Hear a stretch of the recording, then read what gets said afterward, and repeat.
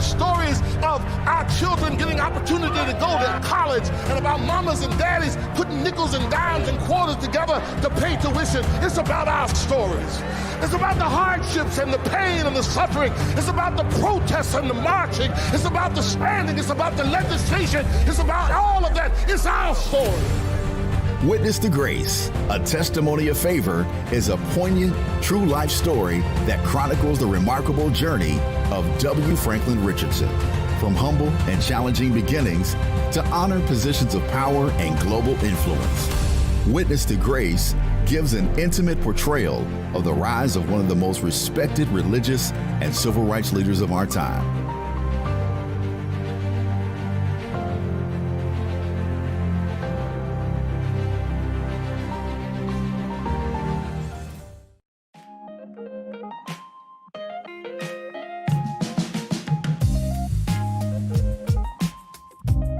Good afternoon. I'm Bishop Walter Thomas, pastor of New Psalmist Baptist Church, and today I have the awesome privilege to be able to have a conversation with a friend of almost 50 years, the one and only Dr. W. Franklyn Richardson.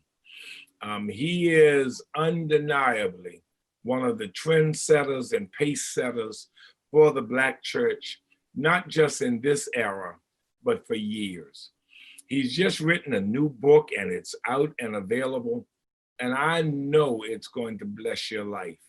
Reading the journey of a man who has walked in so many places from low to high can share with us insights about how God has worked in an amazing way in his life. Good afternoon, Frank. How you doing? What's up, doctor? You're looking good, man. Well, you know, we got to do something for old people. We got to preserve ourselves. Listen, you just finished Witness to Grace, a testimony of favor. You know, I think back over the years that we've known each other that go all the way back to the early 1970s. That's right. Interesting thing that all of our friendships have lasted so long and been so real. I remember hearing you preach at New Shiloh Baptist Church. The old time. Fremont Avenue in Lambert. That's right. And watching you until they died. And Frank, I remember you were the host of the citywide revival in Richmond. The year is 1975. That's right. The month is March. And you all are having the citywide revival. And Dr. Harold Carter is the preacher. Yes. And on that Monday night, I received a phone call from the New Psalmist Baptist Church. And if my memory holds me right, that same Monday night, you received a phone call from the Grace Church in Mount Vernon, New York. You're right as you can be. And I rode down to tell Dr. Carter, because remember, we're having the cell phones, and God knows we didn't have shortwave. So I rode down to tell Dr. Carter I had been called to New Psalmist Baptist Church. And you at that same time were called to grace. That's right. And we've been in these same locations my Lord, for 45 years. My Lord, yes. Wow. What a time. Tell me and talk to the group that's sharing with us about this long expanse of grace that has covered your life. Because you were pastor in 2 churches in Richmond. That's right. Yeah. I remember I would preach for you out in the woods. in Verona. In Verona, Doc. St. James. In Verona.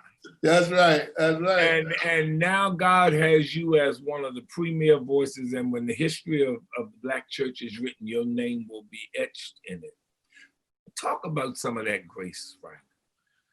Well, you know, I guess it begins in it begins in the living room of your mama's house, and where she escorted me, gave me personal escort to a relationship with Jesus Christ.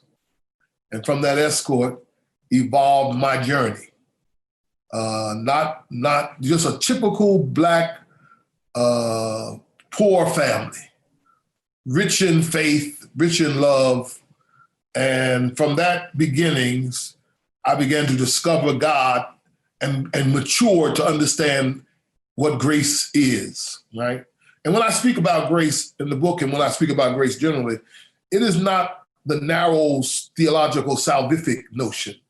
I'm talking about something bigger than one's salvation. I'm talking about the grace that is locked into the creation, that comes with the very fact of being a human being. The Son, Manuel Scott, I heard him preach that about the anthropological and astronomical. I was getting ready to ask you, go back to that, because that helps shape your understanding of grace. Yes. Took you away from the Western theologians. Yes. And put you almost in a cosmology understanding of grace. Because Exactly. I think folks need to understand that. Yeah, actually, you see, I'm of the sense that the very fact that you participate in the human pilgrimage, you are embraced, encouched in the grace of God.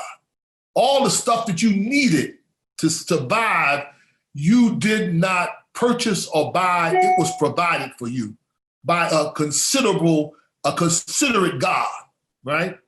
The sun, the air, the moon, the stars, your mama. You didn't buy your mama. God was a gift from God to you. And so it is in that sense that I'm talking about grace. Grace showing up as the underlining of our human experience. And so everywhere you look, you see it. That's it, Doc. That's it. By the beach, the water coming and going, the moon sitting against the darkness. It's all grace. And by God's goodness, you've been put in it. Yes. And it surrounds you, it fills you, and it guides.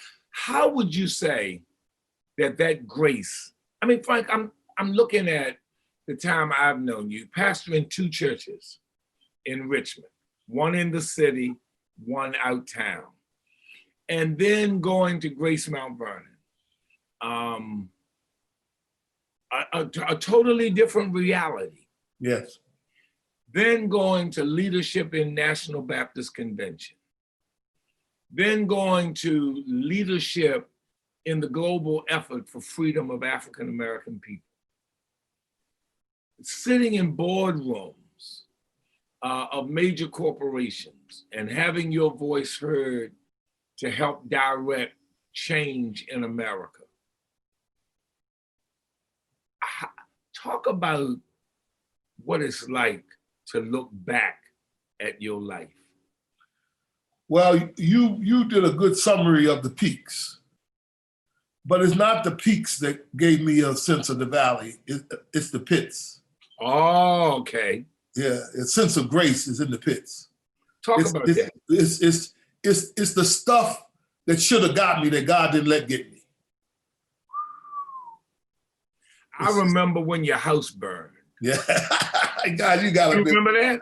Yeah, you know about it. A revival. Yeah, that's right. And your house burns, and you get the sense of my family doesn't have me there. Mm-hmm. And I got to rush home to solve these problems, these pits. Talk a little bit more, Frank, because you like you said, it wasn't the mountains that made you write the book. Mm-mm. It was the mountains cast light upon your life. Yes. The valleys taught you where all the ropes and the canoes were. Right. What did you learn in those valleys? There's a couple places. And I started the book talking about being mad at God. It's the valley places that make you who you are. And I start the book talking about the valley. I talk about how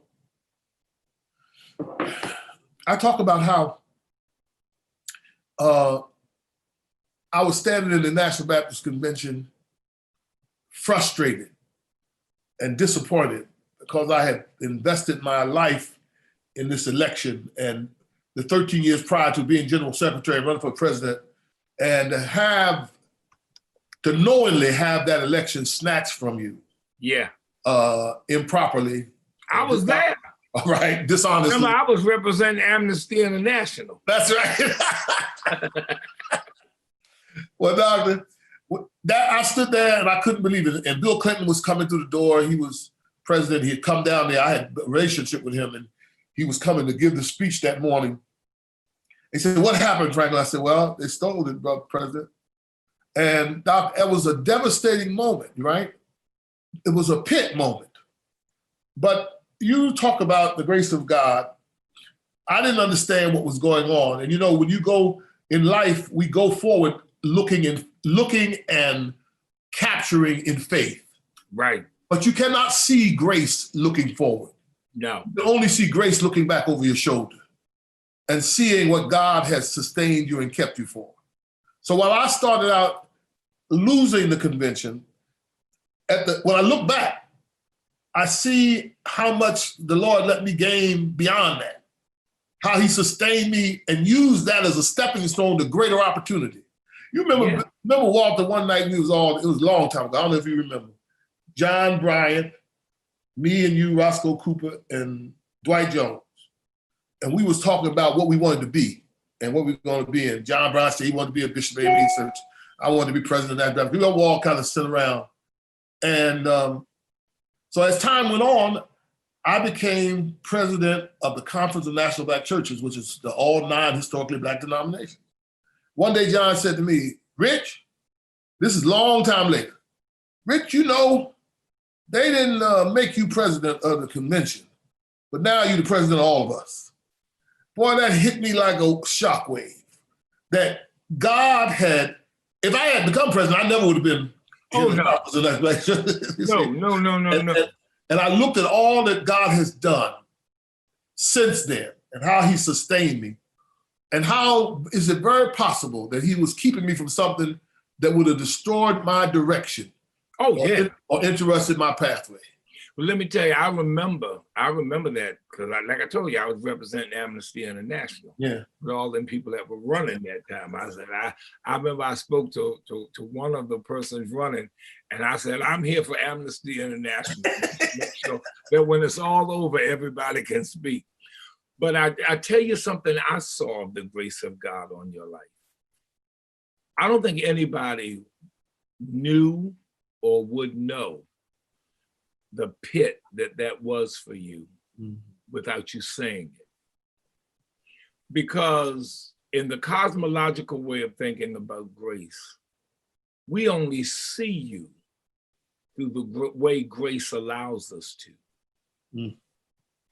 And grace changed the angle of our vision so that we couldn't see how bad you were hurting. All we could see is how strong you were surviving. I remember seeing you the day it happened. I remember watching you leave. And I remember knowing that it was hitting you. But Jimmy Woodson, my friend, says, "You don't look like what you've been through." Yeah. You didn't, the angle at which I could see you and everybody else could see you, God had tilted it so that we could not see what you saw. We could only see you still being W. Franklyn Richardson. And if you hadn't exposed it in your book, I promise you, nobody would know it to that depth. When you think about how grace has kept you, and what message would you give to a Black community struggling against so many odds and so much adversity? How would you use the linchpin of your theology, grace, to inspire our community to keep on, not only keep on hoping, keep on pressing? Because W. Franklyn Richardson has never quit. Yeah. I say in the book, I've won some, I've lost some, but I've never been defeated. And that must be how we as a Black community proceed. We go on forward a step, then we go back a half step, we go forward 2 and come back 1. But we've been making progress. And so we can't get our eyes off of how far distance is the destination. Right. That we fail to celebrate the progress of the journey. And so we got, and as pastors, we have to lift that up. We have to keep hope alive in the people we serve. We got to help them to see, yeah, it's tough. We've been out here a long time, 400 years of systemic slavery in this country. But we cannot afford to surrender because we think we're defeated. We're not defeated. Against the backdrop of where we began, we're doing pretty good. We're making progress. That is so true, because so many people make the mistake of judging God's action in history for a nation or for individuals the same way you judge God's action for nations. Yes. Nations have a longer lifespan and a longer trajectory. Yes. What God does for nations may take centuries. That's right. What he's doing, and for peoples, tribes, and it may take centuries. What he's doing in a individual's life, he does in that person's life. That's right. It may take African Americans to go many more years. That's right. To arrive. But when you look at your individual journey, you are a witness to arrival. That's right. No question about it. No question about it. And you know, I guess the great scope of your bookends of my life are caught in this one capsule. I grew up in Philadelphia with in West Philadelphia High School. By the time I got to the 10th grade, I was aspiring to be a medical doctor. And I went to my counselor and wanted to go to college. And my counselor, a white man named Dribbin, said to me, "You are not college material." And I didn't understand that. And when I thought about it later on, I wasn't college material because they didn't prepare me to be college material. We had, in my time, social promotion. Yeah. If you were good, if you acted good and didn't have no trouble, you get moved to the next grade. And that was the measure of whether you were succeeding, not whether you had gained the insights that you should have in the process. So I went on, but I was still determined to get a college education. So I went to West Philadelphia Community College and flunked out. I subsequently went to my pastor and told him I wanted to preach. I gave up the idea of being a doctor because the Lord called me. And he said, "Well, you ought to go to Virginia Union." And I said, "Well, you know, I flunked out of the community college." He said, "No, you go try." I went to Virginia Union. They discovered that I had a reading problem. I couldn't read comprehensive. And when I went to Virginia Union, they said, "Well, we will give you a conditional matriculation and put you in remediation for a year. If you do well in that, you can stay." I stayed, graduated, went on to Yale, went on to earn around the world, so forth. And 35 years later, I was the chairman of the board of the university, and every degree had my signature, a conditional matriculant into the university's signature on every person's degree. Now that's grace, Doc. That's favor. Right? I know what you, and you know what, when you tell that story now, there's a generation who cannot even comprehend that being Black was grounds to be held back. Yes, sir. When as you were saying that, I remember I went to a school in our city called Baltimore Polytechnic Institute. Mm-hmm. It was one of the best schools in our city. And we had to take at the time in the 10th grade a battery of tests. And I never forget this. I was coming from the accelerated program in the junior high. And I took it and I met with the counselor, and the counselor looked at, didn't even care about what I scored. He said, "You need to look at vocational education." Yes. I said, "Huh?" He said, "Yes, you need to look at vocational, not college prep." I said, "Sir, I can't do nothing vocationally." I said, "It ain't work. That ain't gonna work." I said, "I have no desire for grease and all of that. No, that ain't working." Yes. And wound up graduating. You gonna be a doctor. I was gonna be an economist. And the Lord called us to preaching. And what a lot of young African Americans aren't understanding is that it is only the grace of God. Yes. That kept us pushing. God Almighty. Grace was a wind, not just, see, these young African Americans have wind beneath their wings. Yes. Grace was a wind at our back. Back, doctor. Yes, sir. Yes, sir. Pushing us That's right. places we couldn't go. And making us strong enough to go there. You went, if I'm not mistaken, didn't you go to South Africa when stuff was happening? Can you talk about how the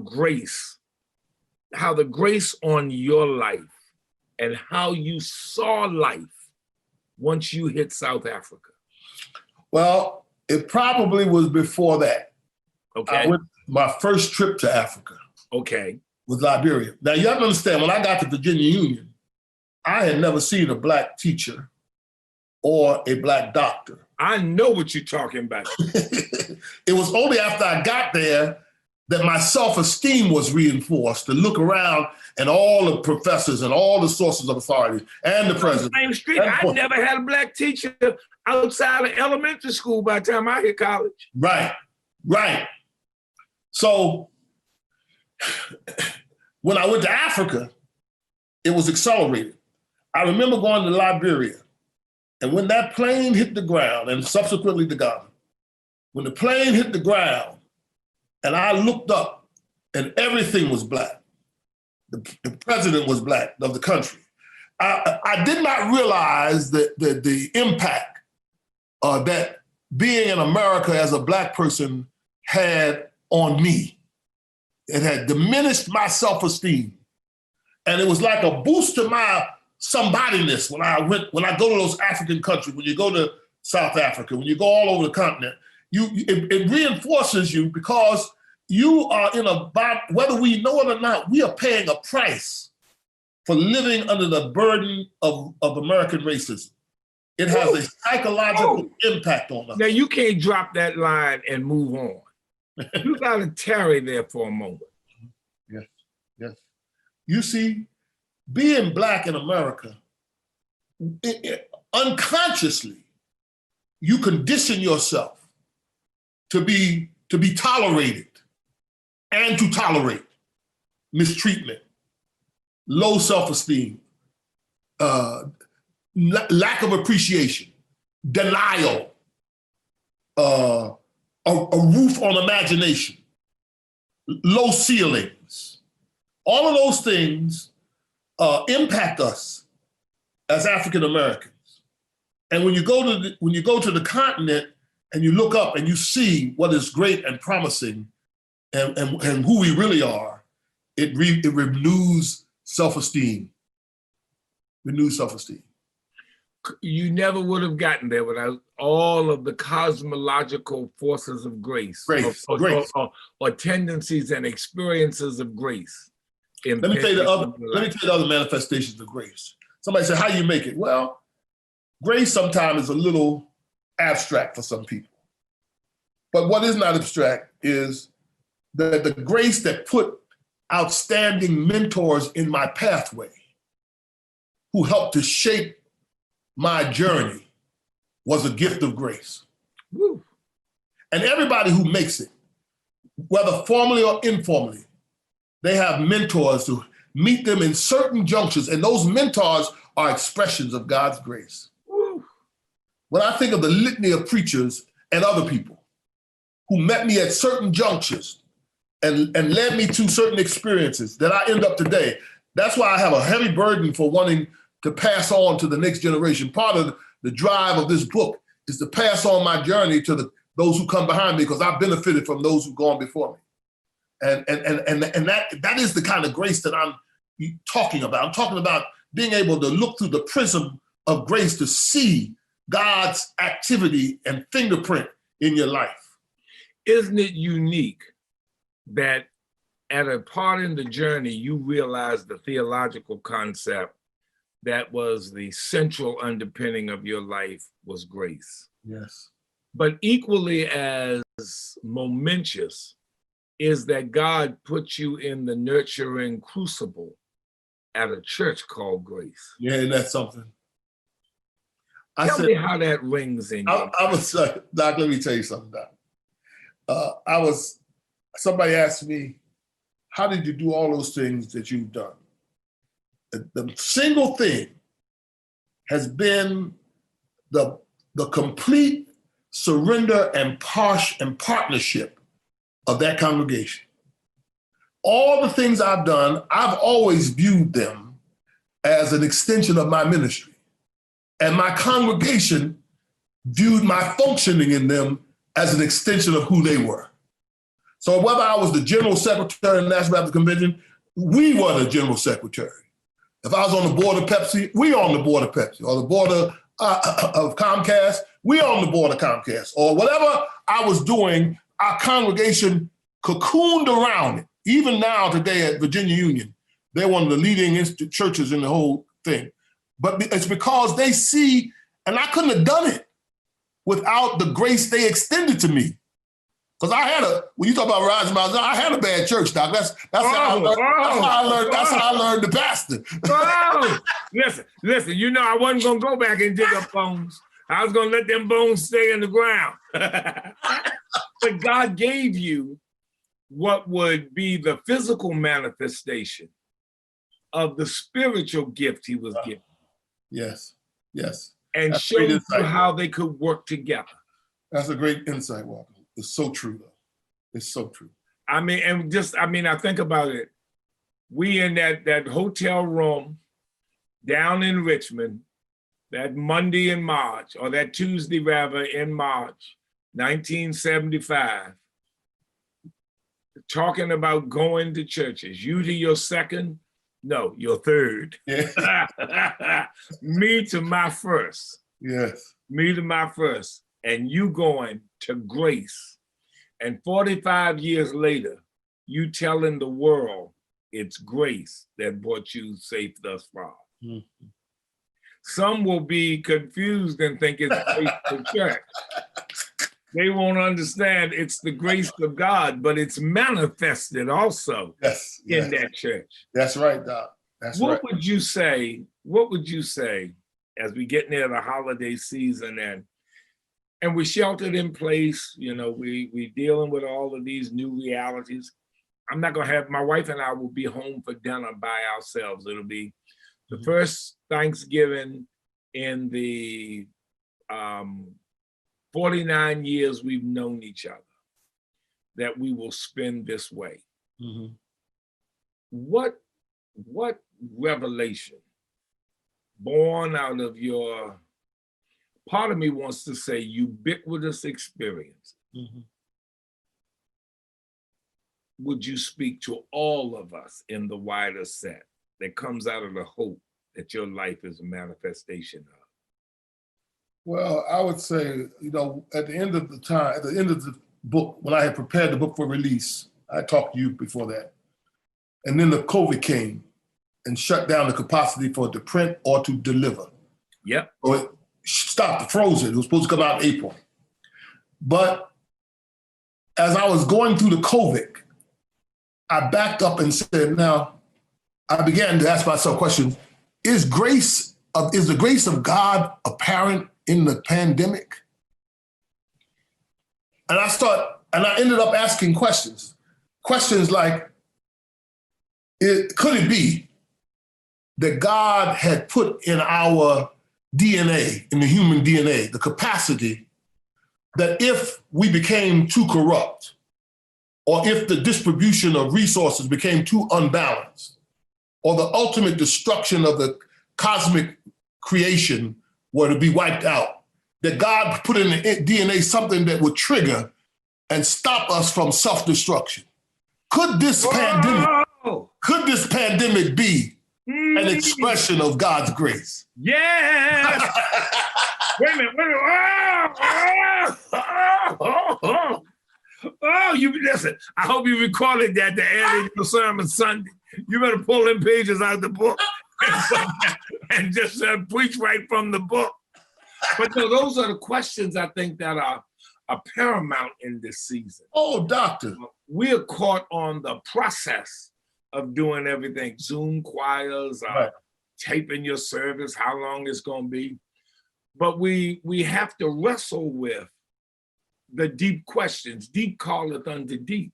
Mm-hmm. We've got to understand, and I think you articulated marvelously, that there are bursting out almost like the crust of a volcano, lava from the hearts of individuals, burning down the slopes of their lives. Yes, sir. Yes, sir. Because they cannot come to grips with what was shaking on the inside.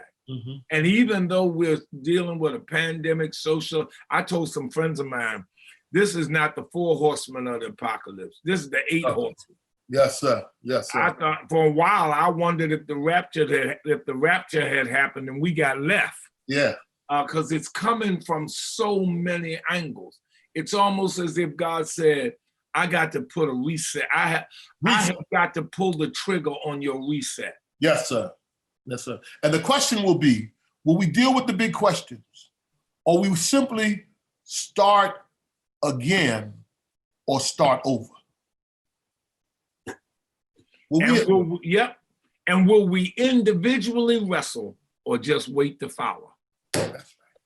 That's right. Because God is not abandoned. God is not absent. He's not an absentee landlord of the community. He's engaged in this. Something going on, Walter. Something is going on. My line is, I heard it years ago. This may be a surprise to us, but it ain't a surprise to God. No. God has purposely ordered our steps in this. Yes, sir. Now, whether we become wise is our choice. That's right. Whether we learn from it is ours.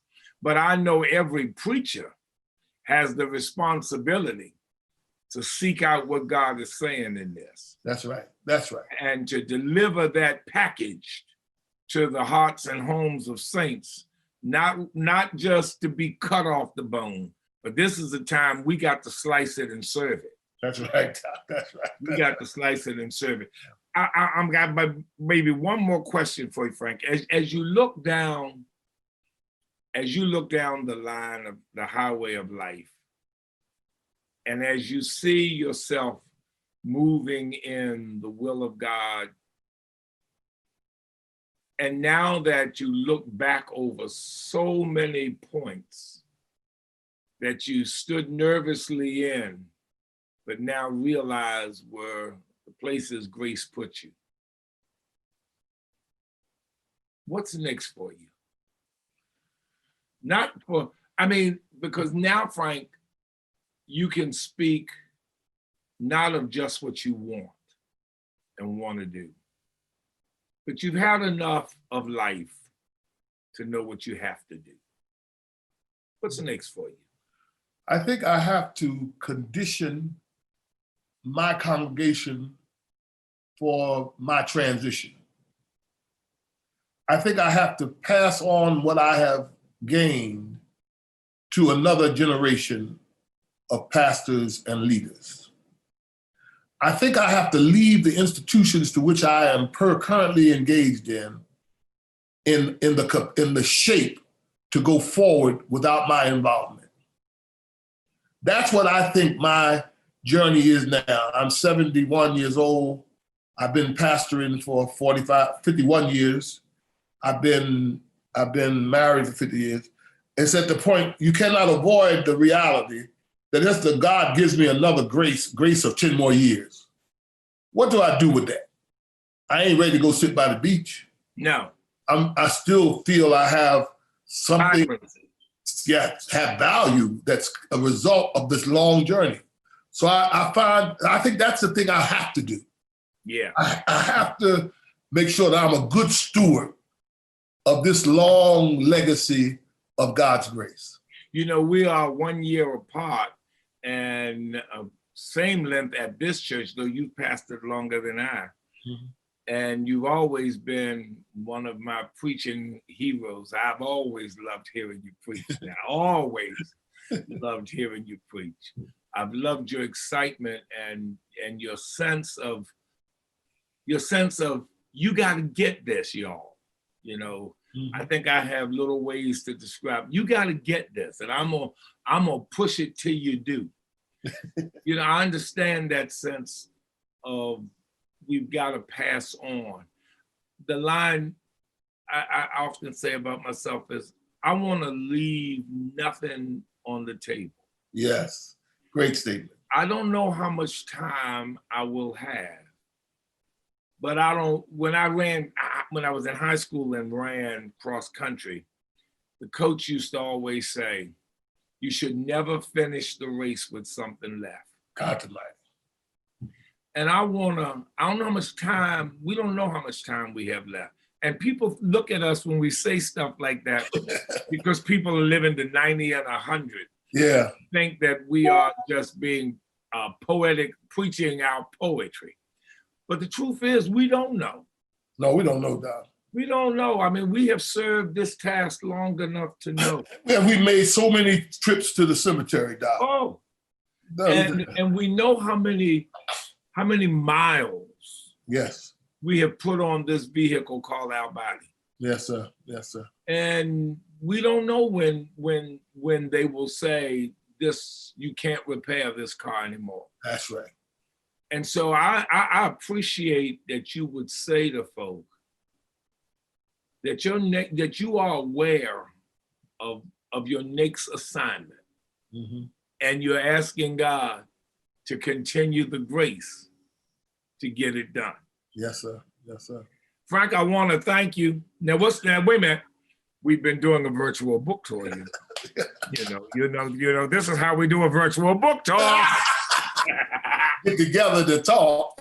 Yes, but listen, I hope everybody will take a moment and get a copy of this book. I mean, I can't say it enough. I've known Frank before our names were household names. Yes. Before anybody major thought we were major. For sure, Doc. For sure. And to see how through all the harsh winds, you had eagle's wings and not sparrow's wings. And you flew high, you flew hard, you flew far, and you flown long. And there ain't no dimming of your eye or your force being abated. And I just want to, as your friend, applaud you for writing this book, encourage everybody to read it, and pray.